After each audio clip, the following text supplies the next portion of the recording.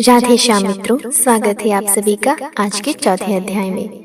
तो आज की कथा है श्री कृष्ण को रुक्मिणी का संदेश, ब्राह्मण सहित श्री कृष्ण का कुंडनपुर में आगमन, कन्या और वर के अपने अपने घरों में मंगलाचार, शिशुपाल के साथ आई हुई बारात को विदर्भराज का ठहरने के लिए स्थान देना। आइए शुरू करते हैं। श्री नारद जी कहते हैं, हे मिथिलेश्वर, अब श्री कृष्ण देव के विवाह का वृतांत सुनो, जो सब पापों को हर लेने वाला, पुण्य जनक तथा धर्म, अर्थ, काम और मोक्ष रूप चतुर्वर्ग में फल प्रदान करने वाला है। विदर्भ देश में भीष्मक नाम से प्रसिद्ध एक प्रतापी राजा राज्य करते थे, जो कुंडनपुर के स्वामी, श्री संपन्न तथा संपूर्ण धर्मवेत्ताओं में सबसे श्रेष्ठ थे। उनके रुक्मिणी नामक एक पुत्री हुई, जो लक्ष्मी जी का अंश थी। वह इतनी अधिक सुंदरी थी कि उसके सामने करोड़ों चंद्रमा फीके लगे। वह सद्गुण रूपी आभूषणों से विभूषित थी।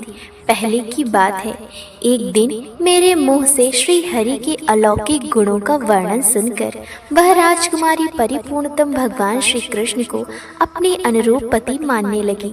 इसी तरह मेरे मुख से रुक्मिणी के रूप और गुणों का प्रतिवर्धक वर्णन सुनकर श्री हरि ने उसे अपनी योग्य पत्नी समझा और उसके साथ विवाह करने का मन ही मन संकल्प किया। श्री कृष्ण के भाव को जानने वाले सर्वधर्मज्ञ राजा भीष्मक ने भी अपनी उस कन्या को उन्हीं के हाथ में देने का निश्चय किया था, किंतु युवराज रुक्मी ने यत्नपूर्वक पिता को रोका और श्री कृष्ण के शत्रु महावीर शिशुपाल को रुक्मिणी के योग्य वर माना। हे मिथिलेश्वर, इससे भीष्मक कुमारी रुक्मिणी के चित्त में बड़ा खेद हुआ और उसने एक ब्राह्मण को अपना दूत बनाकर महात्मा श्री कृष्ण के पास भेजा। ब्राह्मण देवता जब दिव्य द्वारकापुरी में पहुँचे, तब श्री कृष्ण ने उनकी आवभगत की। उन्होंने वहीं भोजन किया और श्री कृष्ण के मंदिर में ही आसन लगाकर विश्राम किया। फिर महात्मा श्री कृष्ण ने उनसे सारा कुशल समाचार पूछा। उनकी आज्ञा पाकर ब्राह्मण ने उन्हें सारी बातें बताई। वे रुक्मिणी का पत्र सुनाते हुए बोले, स्वस्ति श्री नित्यानंद महासागर श्रीमद दिव्य गुण परिपूर्ण वसुदेव नंदन श्री कृष्ण, जो लिखी कुंडनपुर से रुक्मिणी का कोटिश प्रणाम स्वीकृत हो। यहाँ कुशल है, वहाँ भी कुशल चाहिए। आगे आपका पत्र आया और श्री नारद जी की वाणी से भी यह ज्ञात हुआ कि आप प्रकृति से परे परमेश्वर हैं। यद्यपि सर्वज्ञ होने के नाते आप सब कुछ जान। हरि यहाँ की कुल प्रथा के अनुसार विवाह के एक दिन पूर्व राजकुमारी कुल देवी के मंदिर को जाती है। यहाँ यात्रा बड़ी धूमधाम से की जाती है, अतः मैं जहाँ कुल देवी का मंदिर है वहाँ पर आऊँगी। प्रभु, आप वहीं मुझे अपने साथ ले लें। श्री नारद जी कहते हैं, हे राजन, ब्राह्मण के मुख से रुक्मिणी के उस अभिप्राय को सुनकर सबको मान देने वाले भगवान श्री कृष्ण ने अपने सारथी दारुक को बुलाकर कहा, मेरा रथ शीघ्र ही जोत कर तैयार करो। पिछली रात में वैकुंठ से प्राप्त हुए उस रथ को, जो किंकणी जाल से युक्त और सुवर्ण रत्नों से जटित था, शैब्य, सुग्रीव, मेघपुष्प और बलाहक नाम के श्रेष्ठ अश्वों से जोत कर दारुक ने सुसज्जित किया। घोड़े चंचल तथा चारु चामरों से विभूषित थे। उनसे युक्त सहस्त्रों सूर्यों के समान तेजस्वी उस दिव्य विशाल रथ पर लक्ष्मीपति श्री कृष्ण ने पहले तो अपने हाथ से उस ब्राह्मण देवता को बैठाया और स्वयं सारथी की पीठ पर अपने श्री चरण कमल रखकर वे रथ पर आरूढ़ हुए। हे राजन, इस प्रकार भगवान श्री कृष्ण विदर्भ देश को चले। श्री कृष्ण अकेले ही समस्त राजमंडल के बीच से राजकन्या को हर लाने गए हैं।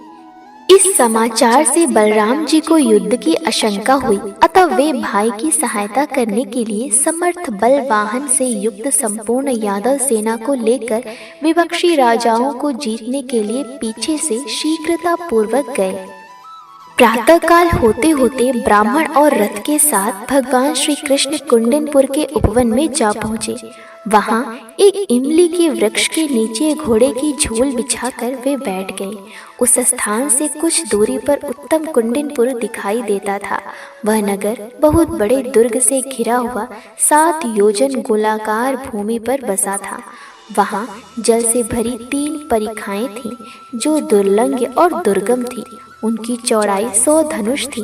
वे परिखाएं अर्थात खाइयाँ चौमासे की नदी के समान जल से भरी हुई थी। दुर्ग की दीवार 50 हाथ ऊंची थी। नगर में रमणीय अट्टलिकाएं शोभा पाती थीं, जिनके सुनहरे शिखर पर सोने के कलश उद्भासित होते थे। ध्वज के ऊपर चमकती हुई पताकाएं फहरा रही थीं। कबूतर और मोर आदि पक्षी जहाँ तहाँ उड़ रहे थे। शिशुपाल को अपनी कन्या देने के लिए उद्यत हो राजा भीष्मक ने रत्न मंडप में वैवाहिक सामग्री का संचय कराया। हे राजन, नारियों द्वारा गाए जाने वाले गीत और मंगलाचार से युक्त सुंदर भवन में रुक्मिणी उसी प्रकार शोभा पा रही थी जैसे सिद्धियों से भूमि की शोभा होती है। अथर्ववेद के विद्वानों ने रुक्मिणी को भली भांति नहलाकर रत्नमय आभूषण तथा वस्त्र धारण करवाए और वेद मंत्रों द्वारा शांति कर्म करके वधू की रक्षा की। महामनस्वी राज उसी प्रकार दमघोष पुत्र शिशुपाल के लिए भी ब्राह्मणों ने पहले परम शांति का विधान करके रक्षा बंधन करवाया। ब्राह्मणों द्वारा जब शिशुपाल का मांगलिक स्नान कर्म संपन्न हो गया, तब उसे पीले रंग का रेशमी जामा पहनाकर सुशोभित किया गया। सिर पर मुकुट और मुकुट के ऊपर फूलों का सुंदर सहरा सजाया गया। हार, कंगन, बाजूबंद और चूड़ामणि से विभूषित हुए शिशुपाल की मांगलिक गाजों बाजों के साथ गंध और अक्षत द्वारा विशिष्ट पूजा की गई। आचार लाजों से शिशुपाल को सुंदर वर सजाकर ऊंचे हाथी पर चढ़ाया गया। उसके साथ बारात लिए दमघोष निकले। हे मिथिलेश्वर, जरासंध, शाल्व, बुद्धिमान, दंतवक्त्रक, विधुरथ और पौंड्रक पीछे और अगल बगल से उसके रक्षक होकर चले। महाबली दमघोष विशाल सेना साथ लेकर उच्च स्वर से नगारे बजवाते हुए कुंडिनपुर को गए। सामने से यज्ञदेव श्री कृष्ण का कन्या अपहरण विषयक उद्योग सुनकर दूसरे हजारों राजा शिशुपाल के सहायक बनकर आए। भीष्मक ने आगे जाकर राजा दमघोष का विधि पूर्वक पूजन किया। कश्मीरी कंबलों तथा समुद्र से उत्पन्न दिव्य अरुण वर्ण के रत्नों से सबको मंडित किया। सबके कंठों में मोतियों की मालाएं पहनाई। सुगंध युक्त पुष्प रस, इत्र फुलेल आदि से सबका स्वागत किया। उस राज्य में राजाओं के शिविरों में वरांगनाओं के नृत्य हो रहे थे, मृदंग बजाए जा रहे थे। उस समय विदर्भ के महाराज ने समागत राजाओं सहित वर के लिए अलग अलग वास स्थान प्रदान किए। इस प्रकार श्री गर्ग संहिता में श्री द्वारका खंड के अंतर्गत नारद बहुलाश्व संवाद में कुंडिनपुर की यात्रा नामक चौथा अध्याय पूर्ण हुआ। आगे की कथा अगले भाग में।